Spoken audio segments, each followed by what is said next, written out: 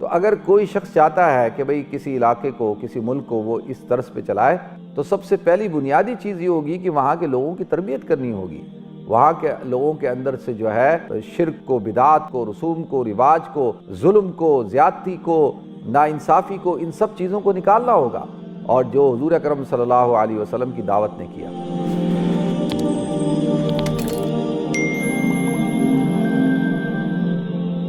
محترم ناظرین کرام، بزرگان دین اور میری عزیز ماؤں، بہنوں، بھائیوں، السلام علیکم ورحمۃ اللہ وبرکاتہ۔ اب مدینہ منورہ کے اندر جو فضا قائم کی گئی، جب ایک انسان کہتا ہے کہ بھئی میں نے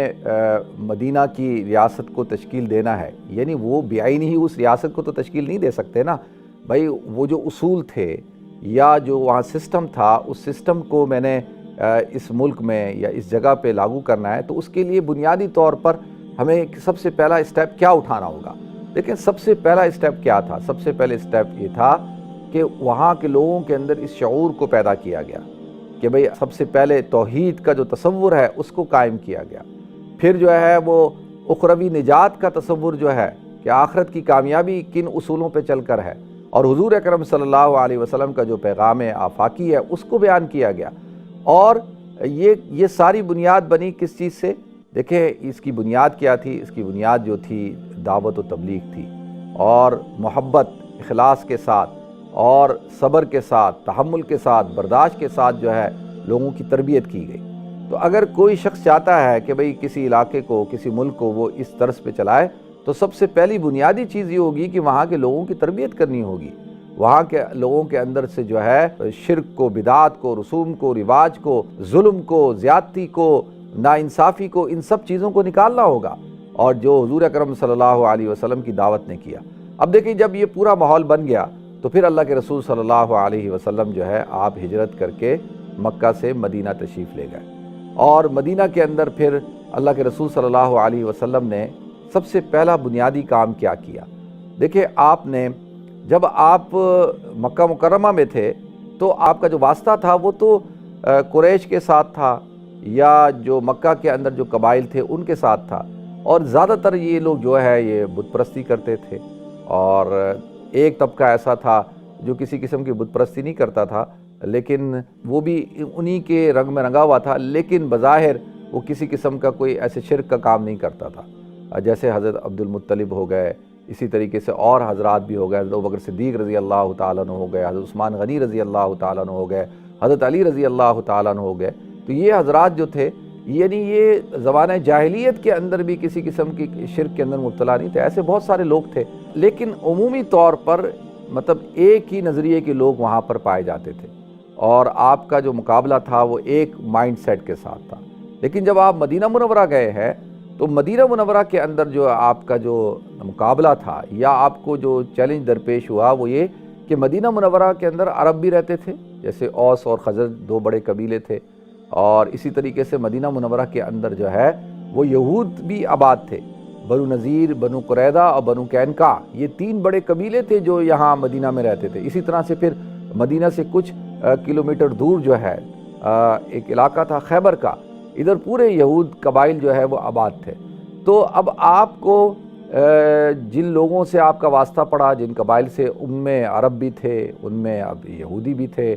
اور مختلف قسم کے جو ہے وہ عقائد رکھنے والے لوگ بھی تھے، اور یہودیوں کو جو ہے وہ ایک بالادستی حاصل تھی، یعنی ایک اعتبار سے مذہبی طور پر بھی کہ ان کے پاس جو ہے آسمانی علوم تھے، لوگ ان کے پاس آتے تھے فیصلہ کروانے کے لیے، اور جو ہے وہ توراہ سے وہ جو ہے لوگوں کے فیصلے کیا کرتے تھے،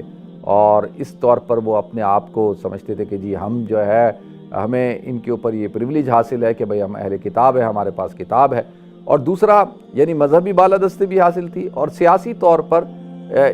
اس طرح سے تھی کہ کیونکہ معیشت پوری مدینہ کی ان کے پاس تھی، تجارت ان کے پاس تھی، بڑے بڑے جو باغات تھے ان باغات کے مالک وہ تھے، کنویں جو تھے وہ ان کے مالک وہ تھے، اور جو عرب لوگ تھے مدینہ کے جو رہائشی تھے وہ زیادہ تر ان کے پاس کام کرتے تھے، زیادہ تر ان کے پاس مزدوری کرتے تھے، اور اکثر جو تھے وہ مخروص تھے ان کے، تو لہذا مذہبی بالادستی بھی حاصل تھی، سیاسی بالادستی بھی حاصل تھی، اسی طریقے سے جو ہے وہ تجارتی اقتصادی طور پر بھی بڑے اسٹرانگ تھے۔ اب یہ اللہ کے رسول صلی اللہ علیہ وسلم کا ڈائریکٹ جو ہے اب کانفلکٹ کن کے ساتھ ہوا؟ ان کے ساتھ ہوا. اور یہ وہ لوگ تھے ناظرین جو اس لیے مدینہ منورہ میں آ کے آباد ہوئے تھے کہ ہم جو ہے اس آخری پیغمبر جس کی بشارت ان کی کتابوں کے اندر موجود تھی، انبیاء نے دی تھی، ان کے اوپر ایمان لے کر آئیں گے. اور قرآن کہتا ہے نا الذین یعرفونہ کما یعرفون ابناءہم، یہ تو آپ کو ایسے پہچانتے ہیں جیسا کہ اپنے اولاد کو پہچانا جاتا ہے. جیسے کہ انسان جو ہے اگر ایک پورا مجمع ہو تو اس مجمع کے اندر انسان دور سے اپنے بیٹے کو، اپنی اولاد کو پہچان لے گا، اس کو کسی قسم کا شک و شبہ نہیں ہوگا. تو اسی طریقے سے ان لوگوں کو بھی کسی قسم کا کوئی شک و شبہ نہیں تھا کہ حضور اکرم صلی اللہ علیہ وسلم جو ہے وہ کیا ہے؟ وہ اللہ کے نبی ہیں اور جن کا تذکرہ ان کی کتابوں کے اندر موجود ہے. اس لیے دیکھتے ہیں ہم کہ حضرت عبداللہ بن سلام رضی اللہ تعالیٰ عنہ یہود کے بڑے عالم ہیں اور وہ جو ہے وہ اسلام لے آتے ہیں، مسلمان ہو جاتے ہیں. تو لہذا اب دیکھیں یہ حضور اکرم صلی اللہ علیہ وسلم کو چیلنجز تھے. اور ایک اور بڑا چیلنج جو تھا،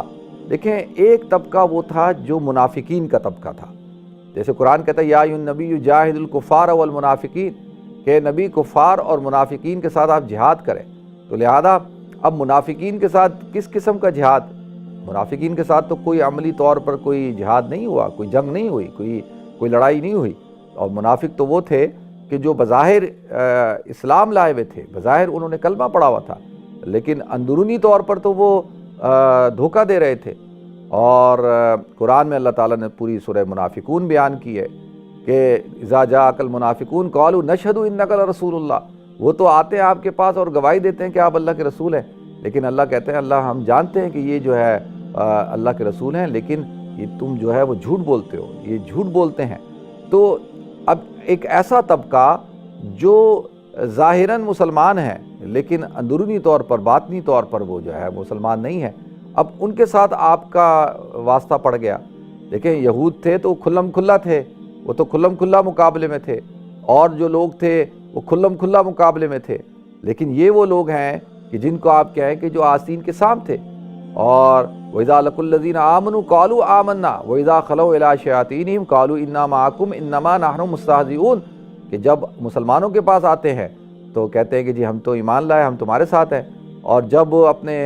دوستوں کے پاس، شیاطین کے پاس جاتے ہیں، اپنے بڑے بڑے سرغناؤں کے پاس جاتے ہیں تو کہتے ہیں ہم تمہارے ساتھ ہیں، ہم تو ان کے ساتھ ٹھٹا کر رہے ہیں، مذاق کر رہے ہیں. تو لہذا یہ ان کا رویہ تھا. تو اب دیکھیں یہ کتنا بڑا چیلنج ہے کہ آپ کو پتہ ہی نہیں ہے کہ جو شخص آپ کے سامنے ہے، آپ کے ساتھ ہے، آپ کی جماعت میں ہے، یہ آپ کے ساتھ بھی ہے یہ نہیں ہے، یہ مسلمان بھی ہے یہ نہیں ہے، یہ آپ کو نقصان تو نہیں پہنچا رہا، بظاہر یہ اس نے لبادہ اڑا ہوا ہے اسلام کا، لیکن اندر سے جو ہے یہ منافق ہے.